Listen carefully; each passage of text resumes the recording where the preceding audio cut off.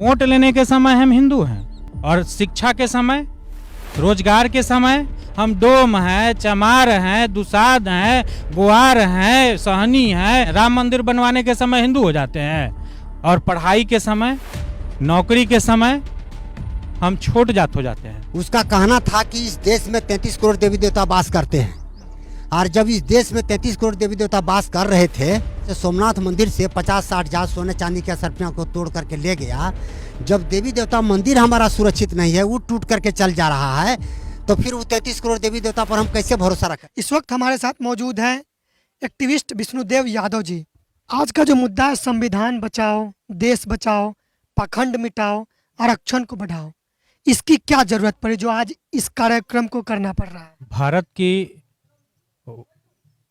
संप्रभुता, भारत की वजूद अगर कहें हम, तो वो बसती है भारत के मूल निवासियों में। तो भारत की को वजूद को अगर बचाना है तो इस तरह के कार्यक्रम आयोजित करने का एकमात्र उद्देश्य है कि हम इस जो अभी के वर्तमान जो शासन सत्ता में काबिज ये पक्षपाती व्यभिचारी जो लोग हैं उनको उखाड़ फेंकने का, जो खुद जातिवाद बनाया। मैं व्यभिचारी शब्द का इस्तेमाल उनके लिए बहुत उत्तम शब्द का इस्तेमाल करता हूं जयप्रकाश बाबू। ये वो लोग हैं जो इंसान को मतलब जानवर से भी बदतर स्थिति में बांट देते हैं। पहले वर्ण में 4 वर्ण में बांटते हैं, फिर 6743 जातियों में ये विभाजन करते हैं। क्यों करते हैं जानते हैं? फूट डालो राज करो। ये हम लोगों को अलग अलग ग्रुप में बांट के नीच ऊंच का भेद पैदा करके, छोट जात है, बड़ जात है, छूत है, अछूत है, ये सब करके ये अपना राग अलापते हैं हिंदू। मुगल शासन में मुगलों द्वारा हिंदू शब्द जो है हीन, हिंदू, काला, कलूटा, व्यभिचारी, ठग, लुटेरा, ये शब्द हिंदू का अर्थ है। और जब इनको गाली मिली तो ये क्या किए? जो हमारे भारत के मूल सभ्यता संस्कृति को ढोने वाले, उन्नत सभ्यता संस्कृति जो हमारी थी, भोले भाले लोग थे, कृषि प्रधान राष्ट्र था हमारा, तो इन लोगों को कहने लगे हम हिंदू हैं, हिंदू हैं। देखे कि तो अब हम गाली सुन रहे हैं, तो सबको लपेट लिया और हमारे जो भोले भाले लोग थे उनको भी कहना शुरू किया हम हिंदू हैं, हिंदू हैं, हिंदू हैं। तो वोट लेने के समय हम हिंदू हैं और शिक्षा के समय, रोजगार के समय, उस समय हम हिंदू नहीं हैं। उस समय हम क्या होते हैं? हम एससी हैं, हम एसटी हैं, हम ओबीसी हैं, हम दलित हैं, हम महादलित हैं, हम डोम हैं, चमार हैं, दुसाध हैं, गुआर हैं, सहनी हैं। ये वोट लेने के समय हिंदू हो जाते हैं, राम मंदिर बनवाने के समय हिंदू हो जाते हैं और पढ़ाई के समय, नौकरी के समय हम छोट जात हो जाते हैं, हम अछूत हो जाते हैं। जयप्रकाश बाबू, तो इन सारी बातों को भुलाकर वे हिंदू राष्ट्र की बात करें, इससे फायदा नहीं है क्या लोगों को? बिल्कुल नहीं। फायदा सिर्फ एक वर्ग को है जो 3.5% है भारत भर में, मुट्ठी भर। वो है ठग लुटेरा ब्राह्मण, यूरेशियन ब्राह्मण। वो सिर्फ उसी को फायदा है। हिंदू के नाम पर चंदा सब से लेगा, वोट सब से लेगा, मंदिर बनवाएगा हजारों करोड़ का, 4000 करोड़ का वो बजट भारत सरकार ने दिया है। वो किसका पैसा है?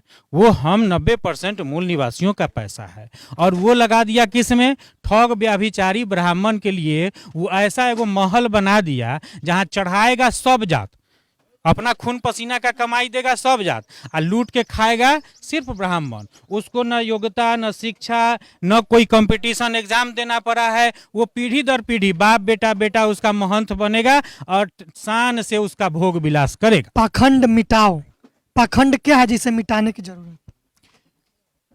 पाखंड हमारे समाज में और हम कहें तो हमारे जीवन में वैसा कुरीति, वैसी लाइलाज बीमारी जो हमको मूल विकास में बाधक है, वो पाखंड है। जैसे मैं इसका उदाहरण देता हूं, हम जो भी आज जो इतना सारा चीज जो आप इस्तेमाल करते हैं ये देश दुनिया में फैलाने के लिए, ये विज्ञान की दी हुई है। किसी मंदिर में से आप लाए हैं? नहीं ना। कोई पंडा पुजारी बाभन आपको ये सब दिया है? नहीं ना। ये सुंदर सुंदर वस्त्र, चश्मा, ये सब, ये दाढ़ी जो कैंची से काटे हैं, ये सब कोनो मंदिर में से है?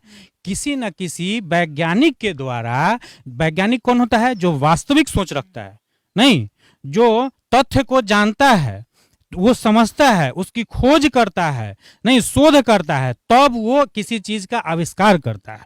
तो किसी न किसी वैज्ञानिक के द्वारा दी हुई वस्तुओं से हम जीते हैं। जो कलम उठाए हैं, आप जो कह रहे हैं हिंदू सब चाहे धर्म की बात है, तो हम धर्म भी लिखते हैं, भगवान भी लिखते हैं, तो वो सब किसी न किसी विज्ञान की दी हुई फैक्ट्री से बना हुआ कलम और कागज है, तब हम पढ़ते हैं, तब हम जानते हैं। ठीक है, किसी भी धार्मिक रूप से वो हमको प्राप्त नहीं होता है।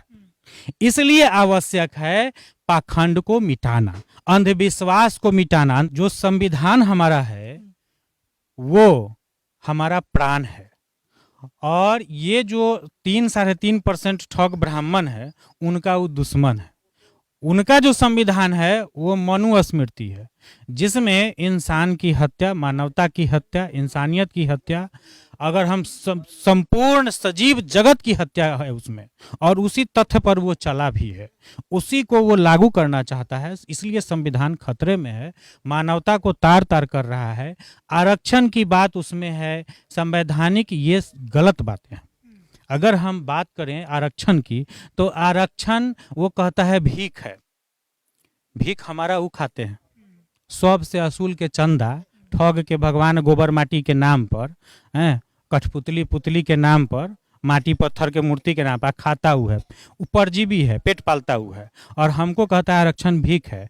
नहीं, जयप्रकाश बाबू, बदलनी होगी। हम अपने भारत के मूल निवासियों को मैं यह संदेश देना चाहता हूं कि अपनी विचारधारा को बदलनी होगी। आरक्षण हमें नहीं चाहिए, आरक्षण हमें नहीं चाहिए। यह देश मेरा है, यहाँ की संसाधन प्रसाधन सब कुछ मेरा है।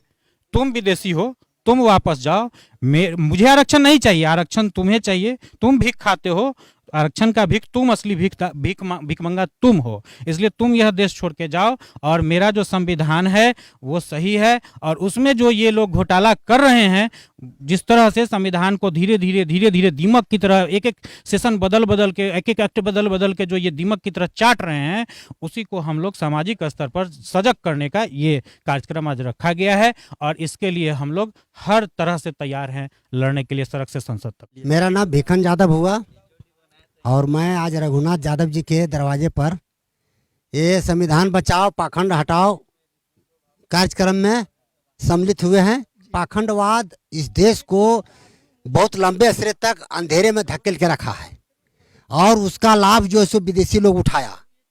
आज हमारे देश में जो जिन्होंने पाखंडवाद का पेड़ लगाया है, उसका कहना था कि इस देश में 33 करोड़ देवी देवता वास करते हैं, और जब इस देश में 33 करोड़ देवी देवता वास कर रहे थे, तो 1498 में वास्को डी गामा विदेश से आकर के, पुर्तगाल से आकर के, और कालीकट के राजा जमुरीन के दरबार में धमका, और वहाँ से सोमनाथ मंदिर से 50-60 जहाज सोने चांदी के असरफियाँ को तोड़ करके ले गया। जब देवी देवता मंदिर हमारा सुरक्षित नहीं है, वो टूट करके चल जा रहा है, तो फिर वो 33 करोड़ देवी देवता पर हम कैसे भरोसा रखें। इसलिए ये पाखंड है, ये मनुवादियों का सोची समझी एक जहर है, और पूरे वर्ल्ड के वैज्ञानिकों ने इसको सिद्ध कर चुका है कि पूरे वर्ल्ड में जितने भी धर्म स्वावलंबी के लोग हैं, धर्म एक बारूद का गोला है, वो आज न कल फटेगा। तो भारत एक सच्चे प्रवृत्ति देश था, यहाँ के लोग छल प्रपंच नहीं जानते थे। तो आज हमारी माताएं बहनें, हमारी समाज की बेटियां बहुआं, जो आज शिवरात्रि त्यौहार आ रहा है, तो शिवरात्रि त्यौहार का नाम पर इसका नामकरण कर दिया गया है। ये असल में इसका नाम है शिवरात्रि। तो शिवरात्रि शिवरात्रि त्यौहार करके जब आती है, और सभी देवों में देव महादेव को माना गया है, तीनों लोग के मालिक महादेव को माना गया, हेड माना गया है। तो जिस नारी, जी हमारी बेटी बहन बहु बेटियां जो शिवरात्रि पूजा करके आती है, और रास्ते में उसका बलात्कार हो जाता है, तो उस समय देवी देवता जो पूजा करके आ रही थी, उस पर क्यों नहीं उसका बचाव